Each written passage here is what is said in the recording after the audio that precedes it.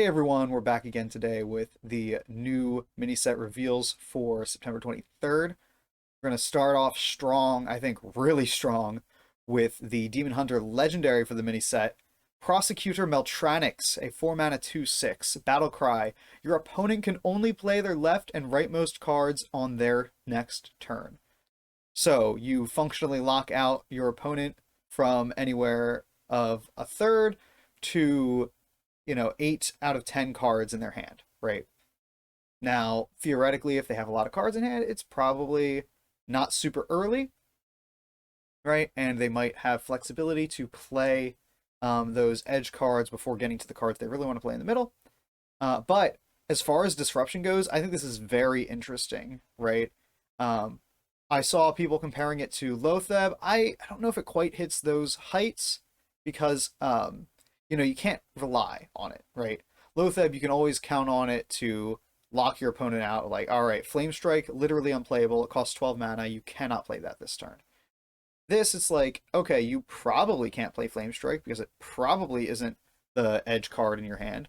But on the other hand, if it is, then this kind of doesn't do anything, right? If they wanted to play the card that was all the way on the left or all the way on the right, this does literally nothing. And if they wanted to play a card that's one from the edge and they draw something cheap, well, then it kind of didn't do anything anyway, right? So there are a lot of cases where this does not have an effect, especially against aggro, right? Where they're just kind of putting stuff out. They might play slightly suboptimally, right? They might have to play, let's say you're playing against Druid, they top deck their a board buff. They might have to play that and then play a minion, which is slightly suboptimal, but they're still getting that board buff. Whereas Loatheb would completely lock them out. Or think about that same Druid in the reverse case, where this is actually a really good card. Let's say they top deck their Naga, and so they haven't had a chance to actually activate its effect with a nature spell yet. Well, now they're not going to be able to this turn, right? They have to play from the other side of their hand, if at all, right? So while aggro can mitigate this by having cheaper cards, by having generally more playable cards, right? Fewer situational cards, more just generally playable cards. Aggro also gets the most screwed because if you miss, let's say they play this on curve, if you miss your turn 4 or 5 as aggro, that's when you're trying to start to end the game, right? Especially as Druid, it's like, all right, I built up my board, turns 1 through 3. I have 3 or 4 minions on board, and now I'm going to use Pride's Fury. But now I can't, because my opponent locked me out of it, because it's in the middle of my hand. Which means I either need to spend time suboptimally building up more minions, possibly walking into a board clear, or, since this is Demon Hunter, I assume that this is going to be in Relic Demon Hunter, because that's kind of the only one we see right now. I would assume that you're just giving them more time to build up their relics. Maybe that builds into a board clear. Maybe that builds into drawing guys or playing big guys from any of those relics, right?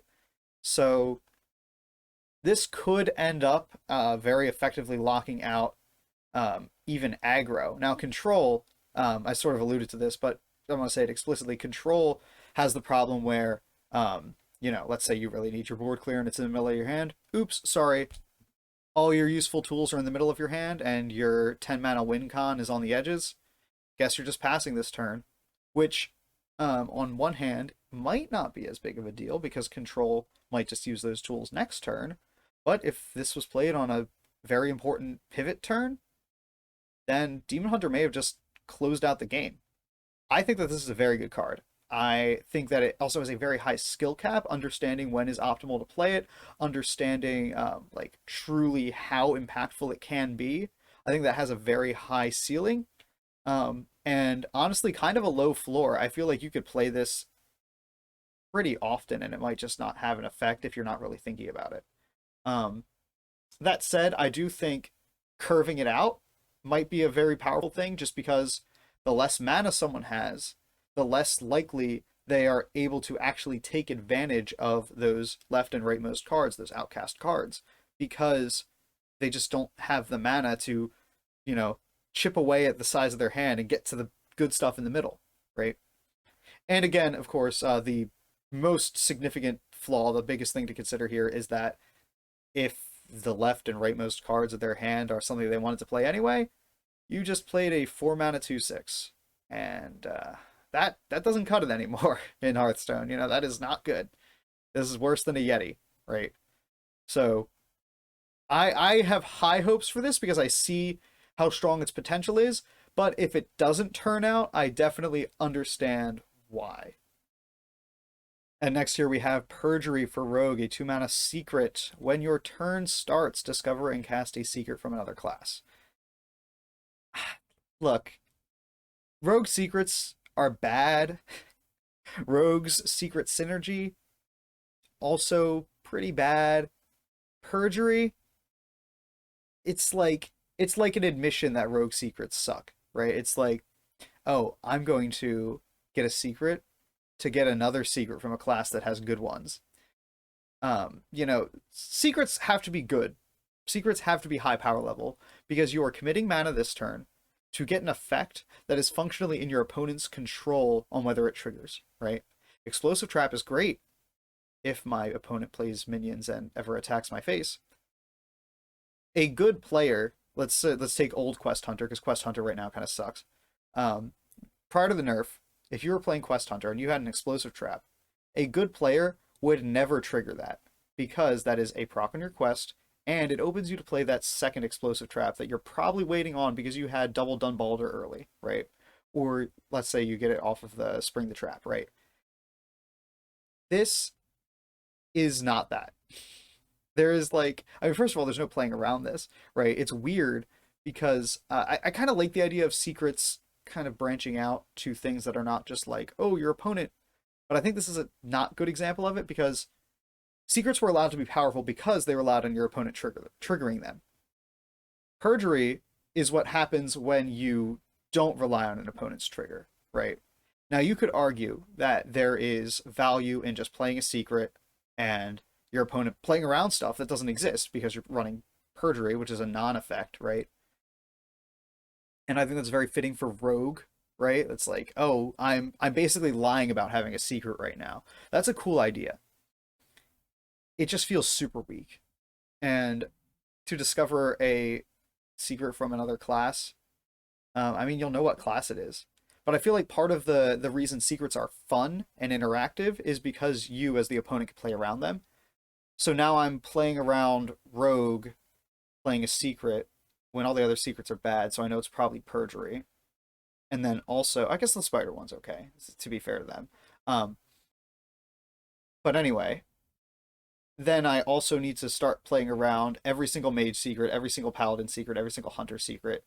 And granted, I know which class it belongs to, but is it going to be Mirror Entity? Is it going to be the the Shadow Clone one where it summons a guy that you attack face with? Is it going like there's so much to consider all of a sudden? And that's sort of always been the case with Rogue's generation, but especially with the secrets.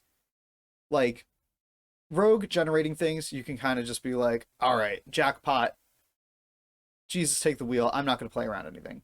You can sort of be like that about it. To a degree, you shouldn't. But if you are like that, I get it, right? Perjury, that affects my game plan so much. These secrets are potentially game ending, right? If I attack with a big guy into the mage, like part of what makes secrets fair and fun to play around is that you can play around them. That you know, oh, it's mage. I know that they don't run mirror entity, so I can rule that out immediately. Oh, it's hunter. I know they don't run snake trap, so I can rule that out immediately. Being able to think using your meta knowledge is what makes secrets fun, at least in my opinion, or part of what makes them fun. I really like secrets in general. Um, I've just never been a fan of the rogue ones because they're all like this, and this just really feels to me like it's good flavor, especially calling it perjury. And it's like, oh, I'm keeping a secret about a secret, whatever, withholding information, right? But it removes all the like interesting counterplay that secrets bring to the table, and um, it has the added level of just not being that good. So I guess that's kind of like I talked about that last time with some of those cards. The one that like steals a dude from your opponent's deck. I don't think it's going to be good. So I'm glad that I don't like the design. I think it would be very unfun. But I'm kind of glad it's not good because that means that I won't have to deal with it, right? So I don't think we're going to be seeing Perjury anytime soon, even with our Secret Synergy Legendary, unless we see a lot of Secret Synergy coming into the next expansion or secrets that actually I care about the effects. Right? I just don't see Perjury going the distance here. And our second and last rogue card here, because we actually covered the other one that was revealed today already. I don't know, the reveals are weird. Like, we had, this was supposed to be the priest, but now it's rogue. I don't mind because this is a cool card. But we had murder accusation. We did that yesterday, so we're just going to skip it. Check the video from yesterday if you want to look at that. But Scribbling Stenographer is a 6-mana 4/4 minion with Rush that costs 1 less for each card you've played this turn. So this is a miracle tool, right? We get to see a nice miracle rogue tool, and it feels a lot like Null. It feels a lot like Null. Recall also yesterday that when I was talking about murder accusation, I said that it feels too niche to like usurp any of these rogue lists because I feel like the rogue lists are pretty tight. This, I think, is of an appropriate power level to edge out a few of those bottom performing cards in rogue. Because Nulls are good. Nulls are good because you get to just play them in Maestro, right? Now, this gets to be played in rogue decks that don't run Maestro the Masquerade. It also gets to be played in those decks anyway, because they like to play a bunch of cards all at once, right? So this is a sort of nice, it's not necessarily a win more, right? You're not necessarily going to be like, oh, I played Draka and 2 10/10 ghosts and also a 4/4 rush. That's not very exciting, right? This is like, oh, I had the location on board and I tapped it and got like a medium-sized ghost, but at least I also got Scribbling Stenographer, right? It sort of encourages you, it gives you more opportunities to take advantage of those miracle turns, which I think the deck could use. Not that it's bad, but that just a little bit of a, gives it what it is looking for. Just a little bit of a push to make, maybe you're not looking for a miracle turn, maybe you're looking for a surprisingly good turn, right? It doesn't have to be a miracle, it doesn't have to win you the game. But if you play like 4 cards in a turn and you have like 2 mana kicking around, why not? Go for the Scribbling Stenographer, right? I think people are definitely going to try this in a lot of lists, and I think it'll be successful. I'm not a big rogue expert, but I think it definitely has my attention, and I think it has a lot of potential. If not this expansion, I would say next, or definitely next year, right? Because Null's going to be gone, right? They sort of occupy the same niche, but not exactly. They're just different enough that I think you want to run both. And even if they were like exactly the same, wouldn't you want to run 4 Nulls? I will say this has anti-synergy with the Arcane Intellect thing that Rogue has, where you like draw 2 and they gain stealth, whatever. That's nice because it's like super likely that you get Null, which will be very playable if you're playing Maestro, right? You play that and then the Nulls cost 0, so you drop them both or drop one of them for free. Just like you played that 1 card that turn, so you drop the Null. Well, this is going to cost 5, so you can't do that. I really like cost reduction has always been king in Hearthstone, and I think we see that now more than ever. But Null and this and Corridor Creeper, they all kind of occupy the same area where it's like, oh, this cost reduction is actually easier to achieve than we thought it was. So we're kind of stuck with this pretty powerful card now. I think that this falls into that same category, and I think we'll see a lot of this, if not this year, definitely next year, assuming nothing absolutely absurd happens in the next expansion. Starting us off with Warlock, we have Arson Accusation. Choose a minion, destroy it after your hero takes damage. It's a 2-mana fire spell. So this is our second accusation. We're going to have a third coming up later. This is awesome.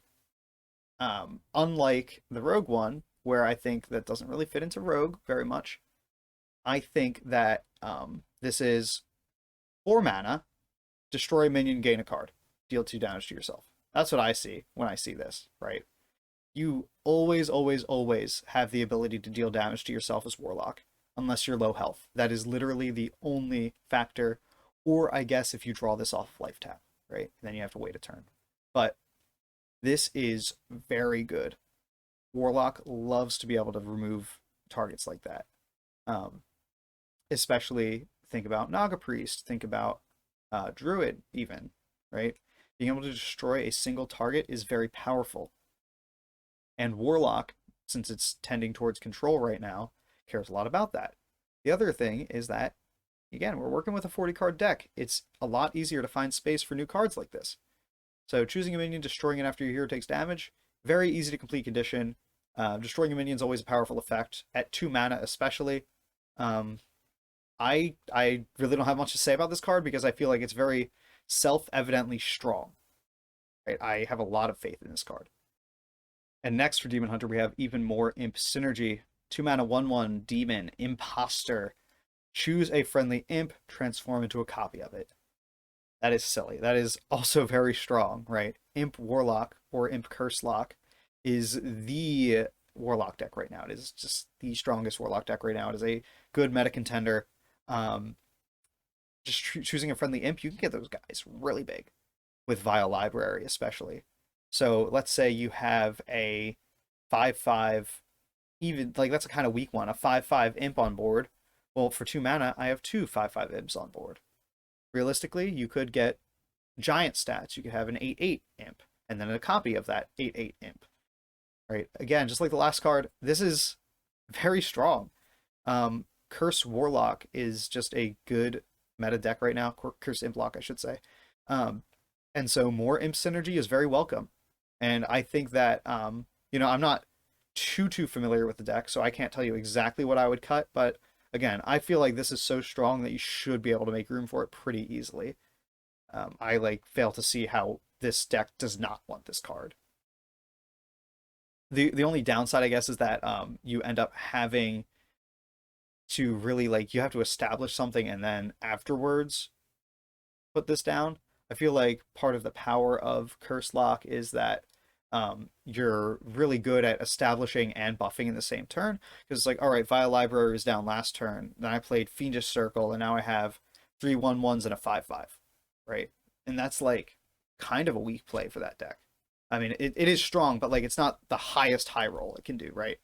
And then add Imp-oster on top of that. It's like, okay, well, that minion probably has to survive a turn, or it has to be the mid to late game where you already kind of want to be either wrapping up because you killed them with the imps, or you want to be converting to your Curse Lock game plan, right, where you start to control the board a little more. But yeah, I think that this definitely sees play in that deck, just because the deck is established already, and I don't see it going anywhere. It's so good. I love this card already. Habeas Corpses. 3 mana shadow spell. Discover a friendly minion to resurrect and give it rush. It dies at the end of turn. Alright. Resurrect Warlock. I like the idea of... I really wish it said it dies horribly. But I really like the idea of... Oh yeah, I can resurrect a guy for 1 turn. Giving it rush, of course, that's powerful. If you have any death rattles you want to trigger, that's immediately what comes to mind. Unfortunately, that's not really what Warlock's tending towards right now. The other thing is that, again, the current Imp deck, Imp Curse Lock, is really all about buffing up guys, right? It runs giants, it runs Sea Giant, but mostly you're taking tiny guys and making them big, right? Which means that this does not resummon those green stats. It does not summon their buffed up forms. That's unfortunate, but I think this could still see play. This is not as much of a shoo-in as the other ones. I think that this, if I had to take the over-under on it, I would say that this is less than 50% chance that this is going to go into the current meta deck. It might fit into one later. I definitely see this having a lot of... it's a high power level card, just not right now, right? Being able to discover a friendly minion and resurrect it for 3 mana is good. especially if it has a death rattle, especially if it has some sort of on attack effect, right? Because we're giving it rush. But it dies at the end of turn. That kind of kills it for the current form of the deck, and especially you have a bunch of little 1/1 tokens that don't really do anything, right? Um, so I would say like even summoning your Zakul doesn't work because it dies at the end of your turn, right? So end of your turn, Zakul dies, then the curses trigger. You don't get that health back. You don't get anything, right? Um, yeah, this doesn't fit in super well to the current meta decks. I have a lot of faith for it overall. I think it's overall a very strong card, but right now, I don't think it's going to see much play. All right, and we're here right at 4 o'clock Eastern time, ready for Priest. You can see that I use the Twitter background because it's not on the Hearthstone library yet. 3 mana Holy Spell, Clear Conscience. Give a friendly minion +2/+3, and only you can target this with spells and hero powers. Wow. Now, again, Naga Priest is a pretty tight list. I noticed going from last expansion to this expansion with Naga Priest, one of the big things last expansion was like you run 4 spells. And that way, and one of them is discover a spell from your deck. That way you can almost guarantee Serpent Wig off of 4 cards instead of 2 in your deck. This, I mean, right now, that deck list feels pretty tight. You don't love having buffs other than Serpent Wig. The 4 mana Boon of the Ascended is pretty good because it summons a big dude. Only you can target this with spells and hero powers is desirable. I don't know if it beats anything out. Generally, that deck list feels very tight. Being able to defend against these new removal effects, these accusations that we're getting, feels very, very powerful, but maybe not enough. Maybe not enough. Maybe it ruins the consistency of the deck too much. Maybe you just don't care that much about the +2/+3. 3 mana is a bit to commit to something like this. Especially in a deck where you top out at 4 mana, right? 3 mana is a decent way up your curve.